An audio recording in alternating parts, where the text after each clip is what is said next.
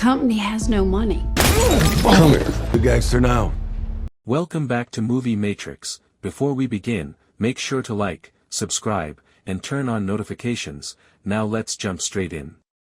The bitter taste we got of T.L. Norris, at the top of Landman Season 2, didn't tell the whole story. But here in Episode 4, that story arrives like 104 degrees heat on a Texas Wednesday, and everybody's wearing black. It's the funeral for Tommy's troubled mother, known as Dottie, in his hometown of Canadian, way up in the Panhandle as you head toward Oklahoma. It's a place sometimes called the Oasis of the High Plains. It's also the place Tommy walked away from at 14 years old, with a bloody, busted nose, from where his alcoholic mother kicked him after he learned over the phone CPR to revive her. I didn't come here to mourn her, son, honey. I came here to celebrate it.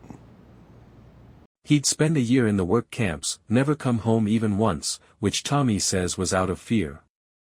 He was too weak to leave her, he tells the gathered at a post-funeral lunch, and pulls at his necktie. So I left all of them. But while Tommy was confronting his past, Rebecca Falcone saw her life flash before her eyes. On an MTEX corporate plane that's more like a party bus, with oil and gas guys pounding Bud Lights as the jet performs a short runway, high headwind TTL, or takeoff rated thrust, Rebecca makes the acquaintance of Charlie. He works the rigs, too, but with a lot more charm. And he offers Rebecca a swig from his thermos as defense against the control issues she has with flying. Charlie's got vodka and watermelon juice in there, with a touch of simple syrup to go with his Simple Minds haircut. And later, after they've landed, after she has awoken at his place, Rebecca will also discover that Charlie's got aromatherapy discs in his shower. Everybody made the funeral trek. Okay. Tommy, Angela, and Ainsley, joined by a scrubbed Dale and black cowboy-hatted Nathan. And in his own truck, Cooper, who was joined at the last moment by Ariana. She was determined to be there for him, as he was for her. And Ariana becomes instrumental, since she draws out of TL part of the man he once was, before the decades of regret and the uncaring creep of time. He is charmed by the young woman, who he correctly senses is no stranger to funerals. And looking at her next to Cooper, TL also understands his grandson doesn't even know what kind of game he's in. With warmth and a wink, watching the old man's emotions come to life is also why you hire Sam Elliott. He's incredible throughout this episode. TL backs up what Ariana already told Coop earlier in the EP. He can sad puppy dog his standing with Ariana, or he can listen to her, learn from her, and pledge to be better. And if Cooper plays his cards right, TL adds, she might even tell you the rules. TL's way with Cooper is true, as is his love toward Ainsley, who he hasn't seen since she was 5. He's gracious with Angela. Angela cares deeply for Tommy. She sees TL's ease with his grandchildren, even though he doesn't know them. And she builds an equation in her head, deciding the sum of all these parts is resolution.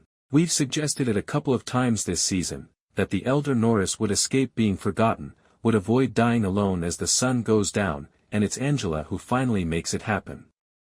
Tommy is at first apoplectic, are you out of your fucking mind, then resigned, the way Tommy always gets with harsh news.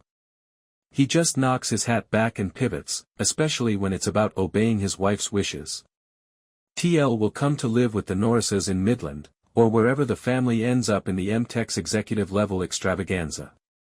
Cami went to a cemetery, too, but not in Canada. They placed Edward Montgomery Miller's headstone, and she visits her husband's fresh grave with a cigar and a bottle of Pappy Van Winkle. It's decision time, and though she tells Monty it's hard not to be mad at him, the grief that roared out of her last episode has been replaced by pragmatism.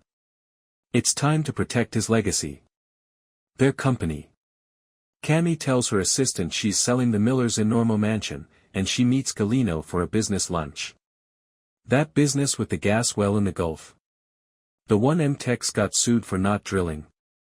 Which might have financed Monty's last wildcat streak. Cami asks Galino to finance hundreds of millions in experimental drilling. One thing Cami doesn't ask is where Galino's funding comes from. Nor does she flinch when he says it's not because she's a woman that he wants to finalize their negotiation with Tommy. Cami lets Galino go on a tangent about how he's a snake, snakes only eat other snakes, she's not a snake, and Tommy's a hawk, which also eats snakes. That's fine. He can weave metaphors, suggesting he's protecting her from the darker arts at work behind his largesse. She owns M-Techs, and selling her mansion to finance this loan from Galeno is the right play to buy the entire business. Cami is not a snake, but she'll shake a snake's hand if it gets the job done. Listen Pop, second chances don't come around that often. And this one ain't ever comin' around again, for either one of us. TL is taken aback when Tommy arrives at his facility the day after the funeral with a plan to take him home. But the shock on his face is from habit. There is hope dawning there, too, maybe for the first time in decades. He's not sure if he deserves this chance, maybe Tommy isn't sure either. But they know Angela was right. Tommy pushes his father's chair out of the frame at sunset, toward their second chance together.